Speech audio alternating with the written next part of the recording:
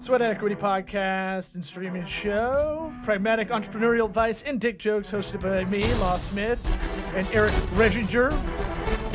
Wow. Is that What?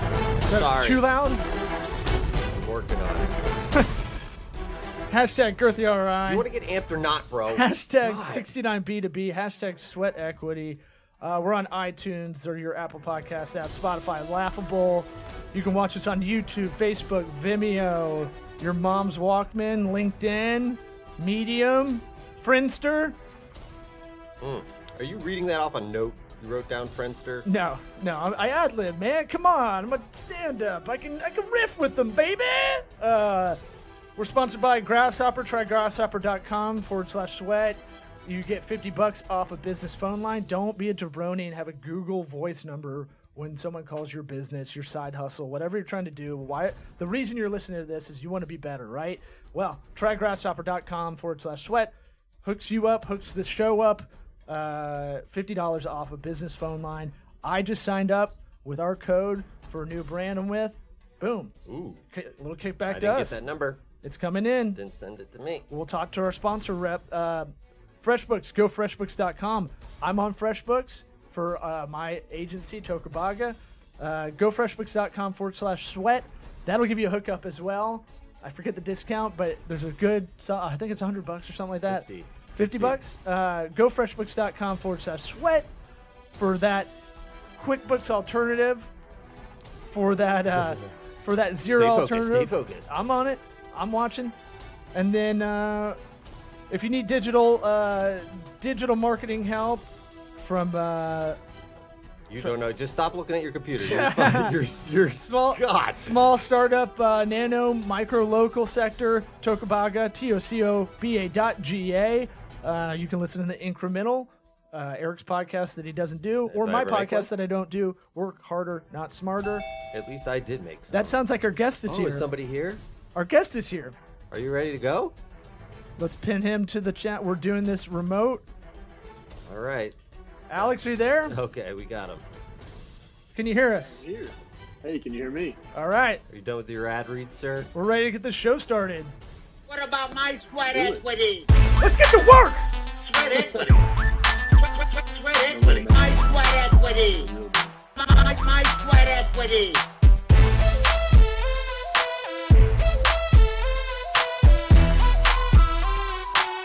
What about my sweat equity? We can hear you, buddy. We can hear you. He can't hear the music that was playing, huh? Ah, I see. Oh, man. Sorry, you missed the missing out. music. So we're doing, our guest is Alex, I'm going to say Abel, because I like to say it in a weird way. I can't say people's names for whatever reason. Mhm. Alex Abel, Abell. Lunchpool.io is the website. Lunchpool to kind of end workplace depression or kind of loneliness. In workplace loneliness is kind of the motto, right? Yeah, I mean, the motto is it's better when we eat together. So it's, depression, feelings of isolation, all the things that are so prevalent in the digital age where people have forgotten how to talk to each other, really. Yeah, and you and I were talking, ironically, you may have been dealing with the issue for the reason you created the brand of sorts is you just moved to a new area and you're in that area where you're like, I'm the new guy in town. I don't know if I know a bunch of people, But you didn't move for Lunchpool, right, Alex? Oh, my bad. You No, moved, that's correct, yeah. So it wasn't the great irony of, oh man, this app's taking off, but I feel so lonely. No, that would have been a great irony for sure. It was actually, my wife got a job up in Tennessee where I'm at right now. I'm at the Henderson Center for Innovation and Entrepreneurship. Oh, we know. We could tell. Oh, yeah. With You the could tell. background that Yeah. looks Very like chemistry. innovative Beautiful stuff mind back there. scribing. Yeah. But no, we had just actually started to get some traction in Tampa, and then boom, my wife lands this job, and so I do find myself in this new town, having to network, being the new guy, and saying, okay, who do I go eat lunch with today? I'll eat with my dog and my iPhone. Well, luckily, you're a very approachable and likable guy, Alex. I don't think you're really going to have that much trouble, are you? Well, thanks. Yeah, I actually have a lunch date today. So Ah. I'm getting lucky. See, I haven't had one in like 7 years. So Oh goodness. Yeah. Oh goodness. We gotta work on that, Eric. This counts. I don't. No, this is it. This is lunch. We just don't eat. Yeah. You don't eat anyway. Be You're- crow. You'd be the worst person to go to lunch with. I know. I'm keto. I would just stare at you and judge you. Right. I don't do any of that. You shouldn't do that. That's how you talk. I don't talk like that. I'm keto, and So with keto, can you eat at restaurants? Like, is there Only food at special restaurants? ones with the signs that say, that they used to be segregated. Fruit but it's flies like- only. Yeah. Yeah, dude, you could eat all kinds of stuff. well, I mean, Chicken Caesar salad's a go-to if you go somewhere. It's like a chain. how's that keto though? Just don't eat the croutons. Or the Caesar dressing's got to have a bunch of sugar, It's though, right? mostly fat. It's all oil and fat. The real, but all right, we Why gotta are you we gotta looking make at me it. like you haven't done like We got to make a declaration though, because that there's the airport Caesar salad, right? That you get the chicken Caesar salad, right? And that has the packet made from like Kraft or something. Right. That has a bunch of sugar in it. Maybe not Like, though. Most of the time, Caesar dressing is mostly fat. Does it taste good? Yeah. No, it's usually. I'm telling you. All right, we'll look at. Like you've done no research on this. I've done zero. I just And- feel it. I feel it. It's an emotion. Yeah. Food's emotional. I told someone I'm keto today as I ate a donut in front of them. And they're like, "You can eat that?" I'm like, "Yeah, totally." Just lying to You them. can eat whatever you want. They're gonna Say- believe it and just go, "Man, I'm keto now." And just No, go yeah. to Dunkin'. No, I do this move with my hand. Okay, now I'm in keto. Now I'm keto. Starting now. It's an invisible wall I put up Yeah. every Eat a time. bunch of cereal. Now I'm keto. I have been trying to do less sugar, less grain diet, and I feel better. And it's only been like 4 days. Good. Yeah, Definitely. yeah. Get it all out though. No more nothing. No sugar. Like masturbate. Zero. Oh, That too. It's good for you. well, yeah. I don't want to be a 35-year-old getting wet dreams. That's for sure. Yeah. Well, I'm You not. walk I'm around not with a loaded dating any. gun. I'm not going out on the town with any ladies. So Got an old loaded revolver down there. yeah, you don't. Yeah, you need to take care of yourself in that way. I guess it's kind of maintenance. It's kind of cruel that nature makes you do that. What do you think? What do you ever Alex? hope Alex? But like, I wonder how long before they talk about jerking off. Well, look, I knew it was gonna be soon. I knew it was gonna be quick. That's a good. we're that's on like- brand. That's 7.5 You've been on Well, this, it's actually it's actually I don't know if you guys are aware of this, but I'm pretty active on the Reddit community, and Wow. it's right now I'm it's no so no glad you nut said November. Reddit. Yeah. I was like, I'm On pretty my active on the wiener. message boards on Pornhub. I mean, that's where you make friends, right? Be like, Yeah. that's who does it. I see. They're your internet friends. Yeah. But no, it's No Nut November. You know, Yeah, can't- fuck that. can't. Sorry. What's this now? No nut. I don't know who came up with this shit. No nut No- November. Oh, just don't nut all November. What is everybody December doing 1st. a prize fight at the end of the month? Yeah. Thanksgivings So are there's going to a- be murder fests. with Yeah. this There's a premise. subreddit called NoFap, and these people believe that masturbation leads to like I guess porn addiction, all these different Uh-huh. things mess with your brain chemicals to where you feel anxious, anxiety, depression, all this stuff, and they pin all that on porn, masturbation. I stumbled into this weird rabbit hole on the internet, and I was like, what is going on? Yeah. What is this world? Yeah, it's got to be. I mean, look, I hang around with comedians, and if that's like a part-time job is going on Pornhub. for Listen, them. I'm busy. I And- got 2 things Working I gotta on do. material. I definitely think it replace. If you look at time as like a commodity, I look at it as like a unit of measurement. Like, I look at it like a flat circle. and it's we get to that fifth dimension, man. It's called love. But what I'm saying is, I feel like you can fill your cup up. I think the anxiety is because you realize you're not doing anything except that, and everybody knows they should be doing something else, but they're not getting that social aspect of their life in. And whether people agree, they're lone wolves or whatever, everybody kind of needs some kind of community. Some more, a lot more than others. I like being around people a lot more. I'm kind of weird because I like people around me, but I don't necessarily want to be chatty Cathy. Like, Listen, can I you loved just having- stay? Just stay. I loved having our Shut up and office stay. where people were working there, but I don't need to talk to them. I just like having everybody around. Yeah. I don't know what that is, but Watch me work out. Yeah, watch me work out in the other room because I only got 20 minutes. But so speaking of working out, that's what I was talking to you about because I was like, if you're kind of like in a funk, and we all get in a funk, so there's nothing like embarrassing or any of that about that, and you're open about talking about any of this stuff.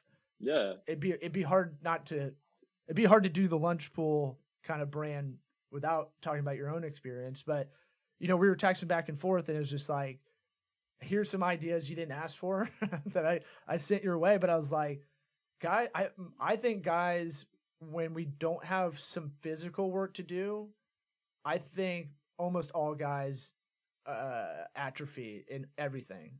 Like their whole body, mental, physical, spiritual. I think we all atrophy if we don't keep ourselves physically going in one way or the other. That's why I was like, if you can't work out because your back's all fucked up, see if you can do something with your hands, like build something small. Yeah. There's like an intrinsic guilt. Right.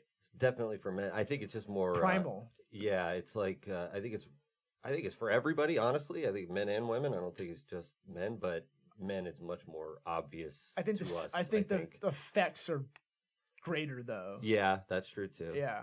Well, maybe not. I don't know. Well, working out does cause you to produce testosterone if you're doing the right exercises and things, which can cause a measurable chemical reaction. So what have you been able to do to kind of curve that lately? That was probably, I don't know, 2 weeks ago, a week ago we talked. Anything to help? Anything? How great was my advice? So to pump Law's ego a little bit. You hit the nail on the head. I think in our research, what we've been doing with Lunch Pool, we found that there's a lot of latent mental health issues out there, especially in the professional space, and it's becoming less of a taboo to talk about, but it's still a little stigmatized. But I have a family history of bipolar disorder, and it's something that I was like, I've been trying to stay away from talking about. I'm like, I'll just eat right, I'll do exercise, I'll do all this stuff. But I had to really be honest with myself and say, over the past 10 years, I've had these really crazy highs, and that's one of the symptoms of the disorder, where you feel like you have superpowers. You can get a lot done. You don't need sleep. You don't need to eat. But then it's balanced out by these super dulling lows where you just don't want to do anything. And I think I have that family history, those tendencies. And when I was talking to Law, you were basically like, you sound like you're down. I'd hurt my back, so I hadn't exercised in 2 months. And so your advice was well taken. I actually went and I had picked up a $15 projector at a yard sale. Oh yeah. And we have a big basement room, so I went to Home Depot. I got some boards and I built a projector screen. And it was something simple, but just getting out of the house, having a project, creating something that really helped me focus my energy and effort. And then at the end, you kind of get that like Eric said. You get that endorphin rush where you're like, okay, I did something. I did this. Yeah, we're all looking for gold stars. I was thinking about this the other day.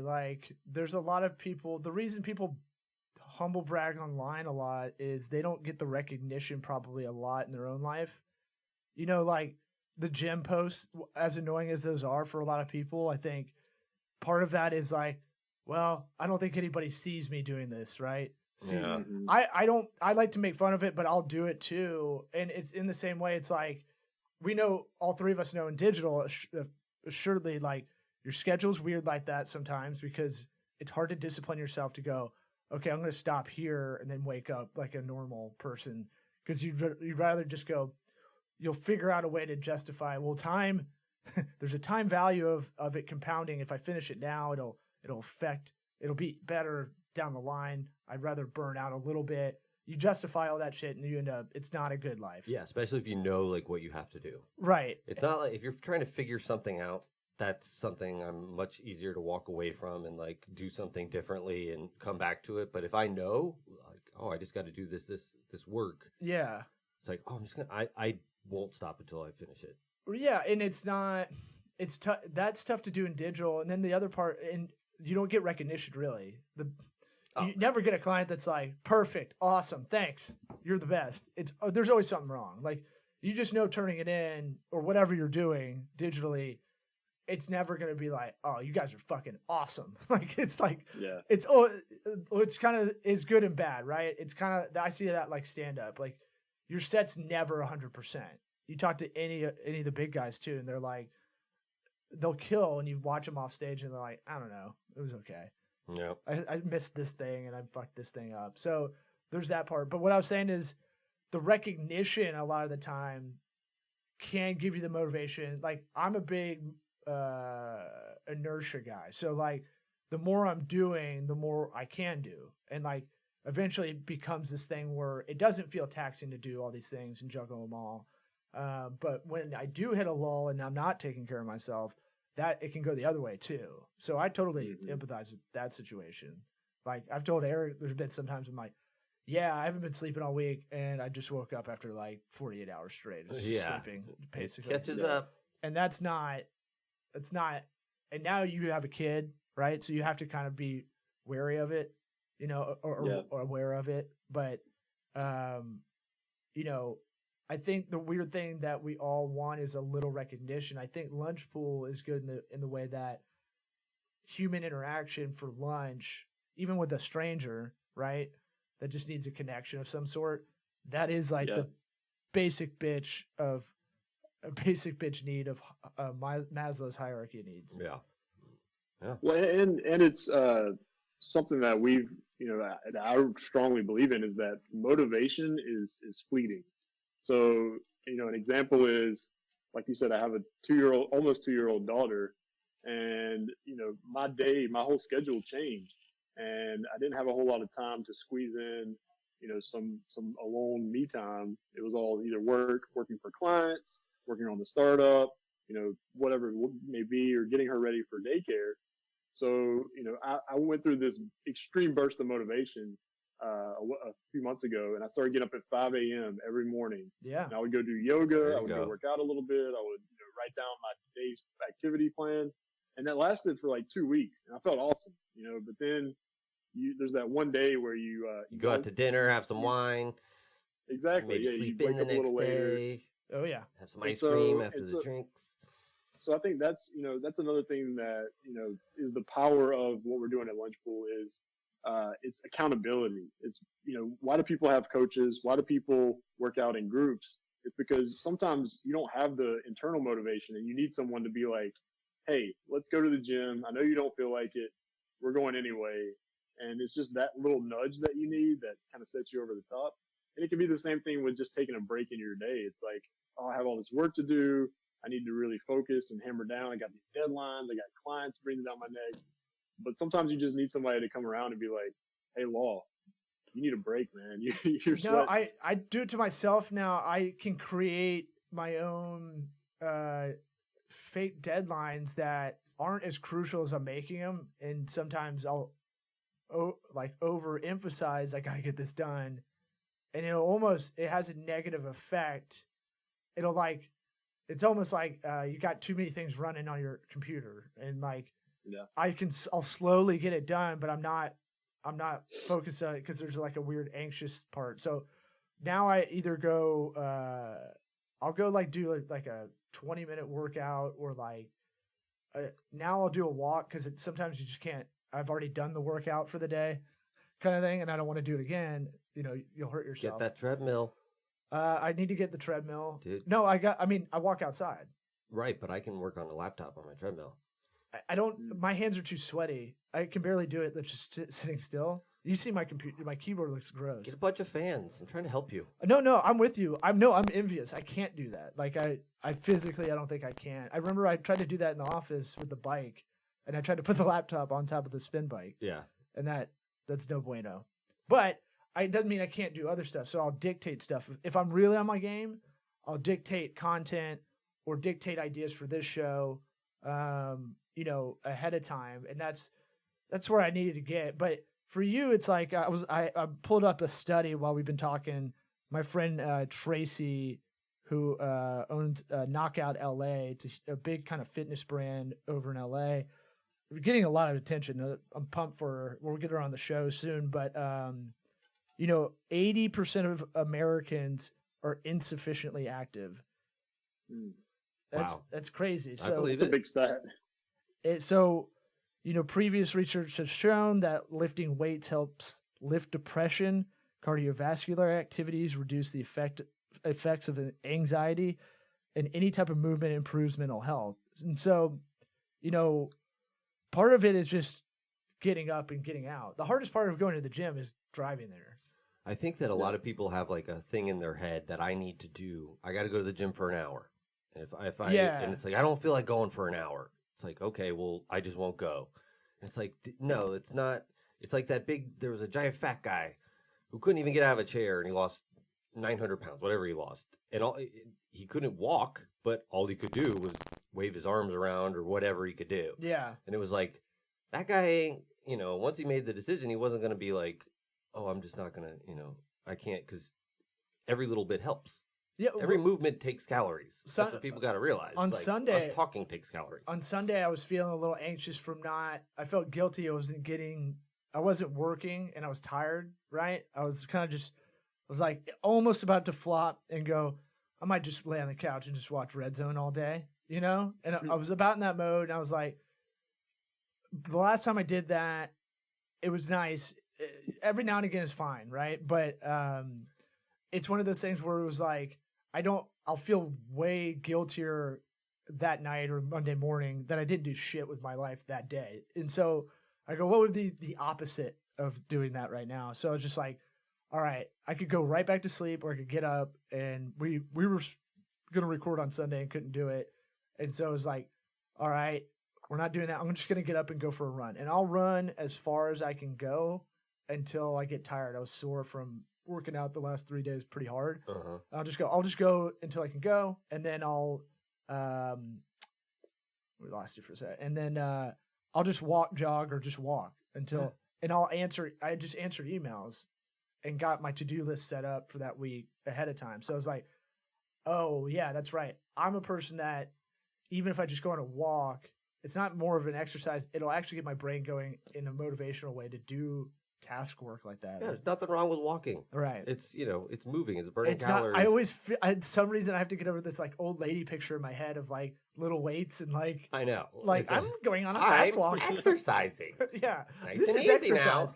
No, as long as I get other exercise done, to me, that's fine. The walk is just extra. Well, I mean, you're going to burn calories. You're not necessarily going to get the endorphins that a run might give you, you know, but you're still burning the calorie. It doesn't have the... my hip was getting fucked up, and I was like, well, don't push this. I hadn't been stretching enough, so I was there like... you go. But it was like, I ended up ran for about 2.5 miles, and then just walked a total of 8. So... Yeah, great.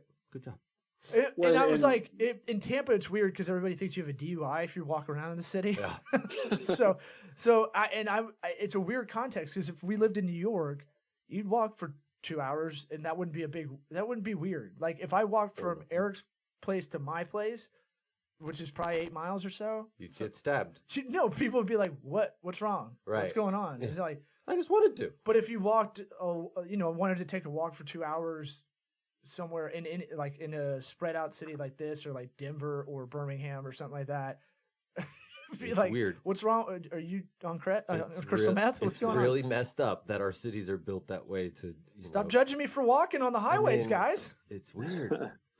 And I'm not sure if this is true, so take this with a grain of salt. Maybe I can research it afterwards. But recently, my uncle, he was telling me that your endocrine system and like your lymph nodes and everything replenish while you're walking. So just that movement, it like your body's flushing through everything. I don't know what either of those do. I don't know. I know lymph nodes is like throat. It's like your hormones. Oh. It makes sense. So, I mean, I don't know. Like I said, don't know if it's true. We'll have to verify. But it makes sense that if you're just sedentary, if you're just sitting there, your systems are like, oh, well, we're good. We're not going to do anything. But if you're walking around, you're moving, you're getting away from your desk, your body's like, okay, it's time to let's cycle through this. Let's get some of these toxins out. Your body wants to chill out. Your body wants to just be at homeostasis. It doesn't want to burn fat. It doesn't want to do any of that stuff. It wants you to survive. And by getting up and moving around, it's got to change. It's got to, change whatever it's the way it was using their energy systems and all that, Yeah. proportions of burning calories. How much time we got left? We got like 5 minutes. All right, We'll go to 30 for Alex because he's got a meeting. Alex, I have a couple of random questions or pitch ideas to you while I got you on the horn here. A, do you know how to scrape emails out of Gmail? I can't figure this out. So you used to be able to export all your emails. Let's say, and this is a good advice for anybody that's doing their own new brand or something. Make an email list in MailChimp. You get 2,000 subscribers for free. That's 2001. They start charging you. But you used to be able to take all your emails, anybody you've emailed back and forth with where it predictively pops up, it would automatically get rolled up into a contact list in your Gmail, and then you could export that whole thing into a CSV or Excel file. Right. And then I do know how to do that. So wait, you can't do it like that anymore.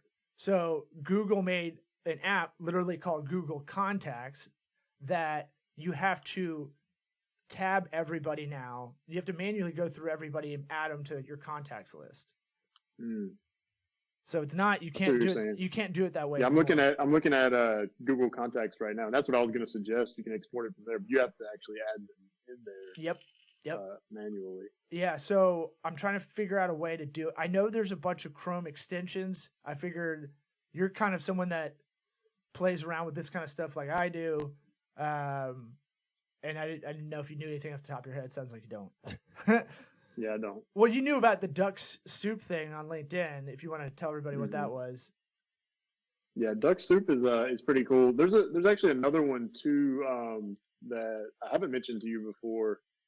There's a pretty cool plugin with it goes along the same what I call semi-automation technique.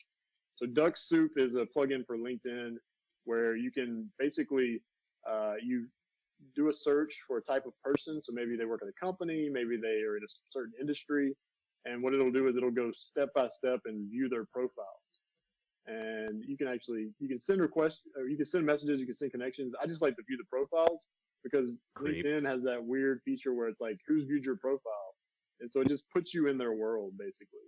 I think I just read a stat, 60% pay for some premium of LinkedIn, or the active users. Really?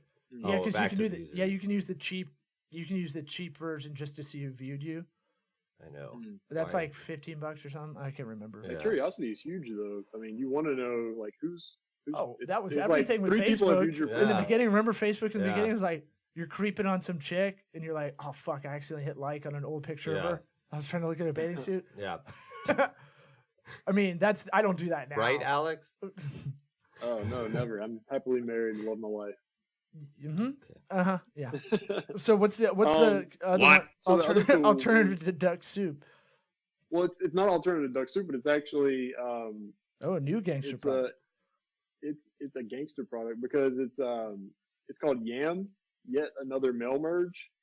It's a plugin for Excel, so for my Google Office or Google Sheets. I'm sorry. Yeah. And what it does is you can send a mail merge from your Gmail account. What is a mail merge? So a mail merge is like on Outlook, wherever you're like, I got this list of 600 people. I want to email them all individually, but I want it to be personalized, but I don't have time to sit there one by one. So you can put in merge fields like, hey, Lol, I wanted to invite you personally to come to my digital marketing get together. And you put the simple HTML code for the like first name, last name, comma. Yeah. Mm-hmm. Yeah. So you have a spreadsheet with your contact list. You run this plugin, and you can send a like personalized email to all your people. And that's newsflash, asshole. Is that connected to LinkedIn? Is that what you said? No, it's not connected to LinkedIn. It's just a similar, I call it semi-automation because it's like, what's something that I would do anyway repeatedly? Right. Why wouldn't you just do it through MailChimp, though? Well, with MailChimp, like, there's a certain amount of, you've heard of the term banner blindness, right? Nope. So you go to a website, and you just don't even see the ads because we're so conditioned to ignore them. Well, it's the same thing with emails. When they see an email come through, Of course, I click on all your ads. But I'm sure you do. Yeah. but on in my inbox, if I get an email and you can tell there's like little cues where you can see that it's from MailChimp or from a mailing list. Yeah. You just kind of ignore that. But if you get an email from a friend, You ignore that. It's kind of nice. You got to remember, not everybody's analytical like you. I have to remember. Yeah. I do dumb guy math. Like, I can see stuff. I know ads are hitting me. I'll still click on them. Like, I know why they're targeting me. And I know the whole UX, but it's like, I'll still click on a random ad and get suckered into it. Yeah. Well, nobody likes to get suckered. Speaking specifically of LinkedIn, I don't know if you saw my other trick that I've been kind of putting out there, and a lot of people were pretty receptive to it. One of my posts got like I think 6,000 hits on it. It was basically, if you look at my name on LinkedIn, there's a light bulb before my name. Yeah. And I don't do that just to stand out. I do it because I hate over excessive automation. And so a lot of these people that are using bots to connect and message you, when it puts your first name in, it doesn't recognize the emoji. Oh, so it'll say, that's good. It'll say, "Hey, Alex, I'd love to connect with you." And I'm like, okay, like sometimes I'll let one slide, but then some of these people have a whole sequence where it'll be like, "Hey, Alex, notice you haven't responded. Are you too busy?" And like that, I'm like, okay, that's too much. You can't automate the whole relationship building process. I might copy that. Is there, what should I put in that? What's a good emoji I should put in there? The eggplant. Eggplant? Eggplant would be fitting for you. The new position. I just accepted it like that. I got a bunch of those generic, congrats on your new role. And I replied to everybody, hey, thanks for the generic response. I know. Why does LinkedIn even do that? It's kind of annoying. Because they just followed what Gmail is doing, where you can do, they pick 3 answers for you. But like, I don't understand I get the replies. I don't get like, hey, you should send a generic message to him that everybody knows is generic. Right. So the people who thought it was funny that I gave them a little shit about it, now I like them. Like, I have 3,000 connections on LinkedIn. I'm a LinkedIn whore, so I don't know most of the people I have on there. Well, LinkedIn should just, like, they could have that feature, but they could just send you one and be like, hey, these 300 people that you're connected with said congratulations, good job. Like, you don't need an individual message for. That's even less personal. Yeah, but you're not playing to the endorphins part of like, ooh, people like me, because that's a lot of it. Let's be honest. That's why they want people to DM you. Oh yeah, baby. That's like, I see it in the dating apps too. Chemicals. There's an endorphin rush everybody gets from like, ooh, you matched up with someone. All right, buddy. Good. You sound sprightlier, even though we talked to you. I feel a lot better. Good. It's all that. It's because I reached out to my buddy Law. Yeah. Good advice, and I followed it. That's what I'm talking about. I'm a healer. Cool. What about my sweat You guys got equity? it taken care of. Lunchpool.io. Get connected. Sweat equity. Get on that beta. My sweat equity. Thanks for having me on, guys. Later. What about my sweat equity?